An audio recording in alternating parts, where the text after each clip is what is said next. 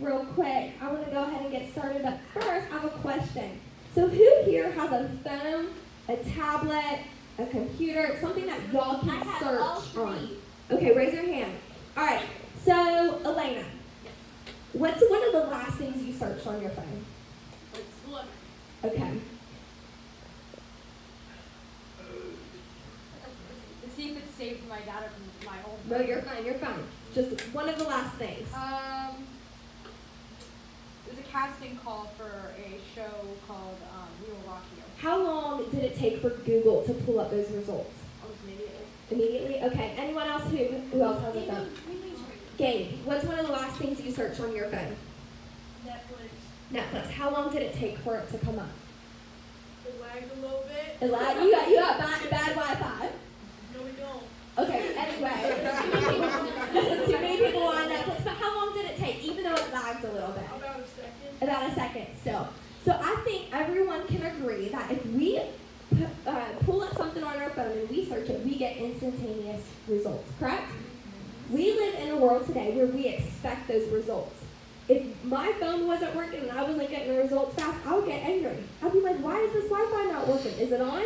So we live in this world today where we expect those results.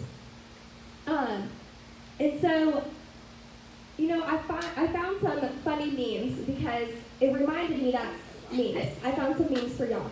And it reminded me that not everything can be instantaneous like we like. We may expect it, but we'll get aggravated. So the first meme is, I don't know what I did. It's a dead meme, guys. Oh, okay, hold on. Oh, we can see all the memes. Y'all are supposed to look. Okay, we back. All right, so the first one says, when you don't see immediate results after trying something for the first time. I tried something 3 times. I'm so guilty of that. Wait, you see? All right. I don't always work out, but when I do, I expect immediate, spectacular results. Wait, is it Do you guys agree? Y'all agree? Yeah. Oh, my God. All right, and then the last one, it says, use this skin products once. Expect immediate results. Amen. Right? You know, so not everything that we can have has immediate results, as we just saw. So, all right, who here plays a sport? All right. Okay, what sport do you play, Phoenix? Soccer. Were you a pro soccer player after the first time? No. It took a process. It took timing. It took you learning. Right, it took 6 years. And do you still, would you consider yourself a pro now? You're still learning, right? So who else plays a sport in here? All right, Jaden, what sport do you play? Football. Are you a pro? No. How long have you been playing? 5, 6 years. So it's a process. It takes time. And so, you know, I wonder how many of us expect those immediate results that we expect on our phone, on our tablets, and things like that from God. We pray for something, we ask God for something, and because we prayed for it once and we asked for it once, we expect those results immediately. But you know, sometimes that's just not the case. Sometimes God wants us to be in a season of waiting. Sometimes He wants us to maybe wait, and it's not the right timing for certain things. And so, you know, tonight I want to talk about how we can understand God's timing and what we can do while we wait. And so the first thing that we can do, it says, be still. How many of you guys hate waiting or hate sitting still? I hate sitting still. I am always fidgeting. I'm moving around. I don't like sitting still. Okay. How many of you guys have patience? How many of you guys would say, I'm a pretty patient person. I think I have patience. Okay. All right, so if you're playing football and somebody's doing something wrong, are you going to be patient with them? No. All right, if somebody's playing basketball, are you going to be, and they're doing something wrong, are you going to be patient with them? No. Okay, so we don't have patience. All right, so some of y'all don't have patience. Well, I can definitely agree with y'all that I don't have patience. So one of my favorite verses, though, it says, in Psalms 37, it says, be still before the Lord and wait patiently for Him. And when I look at that, well, first thing, I'm like, oh, patience? I don't have that. So, God, I'm going to need to pray for that because I don't have patience. But the next thing that my heart draws for is to be still before the Lord. You know, it doesn't say after you've received. It doesn't say when you get it. It doesn't say anything else but before the Lord. And so when you are wanting something, don't wait to pray for it. You guys need to go to God. You need to pray for it. You need to make sure that you are committed to bringing it to the Lord. And when we're waiting and we're sitting still for Him, He's going to allow strength to come into us. And when we are ready for that thing to receive what God has for us, He's going to build us up to be able to handle the situations, to be able to handle the thing, because His timing is so perfect. But one thing we also have to do while we're sitting still is we have to trust God. We have to know that what He has in store for us is better and greater than anything we could ever imagine. You know, sometimes when we are questioning, you know, God, why are you not giving this to me? Why do I have to wait? Why am I not getting something right now? It's usually because we're not understanding the why. We don't understand why God isn't giving us something. We don't understand why it's not right in front of us, and we get frustrated. So how many of you guys have ever asked your parents to go to a sleepover or to go hang out with a friend? How many of you guys? Right? And so in your mind, you've completed your chores, you did your homework, you've done everything your parents asked, right? So in your mind, you should be able to go to your friend's house, right? Because you did everything. But your parent still says, nah, you can't go, not today. Now's not a good time, you can't go today. And you're like, why? Ooh, all the kids pulling their pants out in the back. But no, it's true. Sometimes as a kid, we ask our parents to do something and they say no. Now's not the right time. But you know, what we don't understand is why they said no.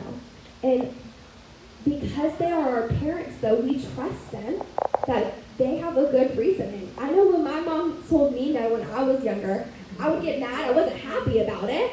I would still get aggravated and I would still get upset, but I trusted her because she was my parent, that there was a reasoning behind the no. And there was a reasoning behind this isn't the right time to go hang out with your friend. And that's what we have to do with God. God may not be saying no. He may be saying no because there's something better in store. So we have to trust Him with that. We have to know that God's plan is bigger and greater than ours. And that brings me to the last point tonight of knowing God. We have to know God. We have to learn how He moves. We have to learn the way He thinks. We have to learn the way He speaks to us and comes into our lives. And the only way we can do that is if we continue to come to youth groups, continue being around people who also are believers, reading your devos, worshiping God, doing things outside of the church. We have to know Him. We have to get personal with Him. So let me ask you guys, how many of you guys have a favorite YouTuber, a favorite movie star, a favorite something? Okay, most of y'all. All right, Zoe, who's your favorite YouTuber, movie star, one of those things? Right now, well, I like Jennifer Lawrence. Okay, Jennifer Lawrence. Can you give me one fact about her? Her name is Jennifer. Okay, how did you know that? Okay, I was looking at the credits to see who the main actor was. So you were reading something. Okay. Elena, who's your favorite YouTuber, movie star, one of those things? Lin-Manuel Miranda. Okay, name one fact about her. Him. Him. Oh, sorry. He's from Puerto Rico. How did you know that? I found it out from a seminar that he did, and I watched the seminar. So you went to an event, right? I watched the event. Oh, you watched the event online. Okay. Eli, give me someone you like. All right, give me one fact about him. He's in Black Panther, and he's also in NBA 2K17. How did you know that? Because I played NBA 2K17. Okay.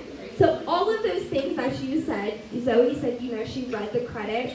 Elena watched something online. You watched, or you played the game. So all of those things were something active that you guys did. It was something that you had to read. It was something that you had to watch. It was something that you had to do.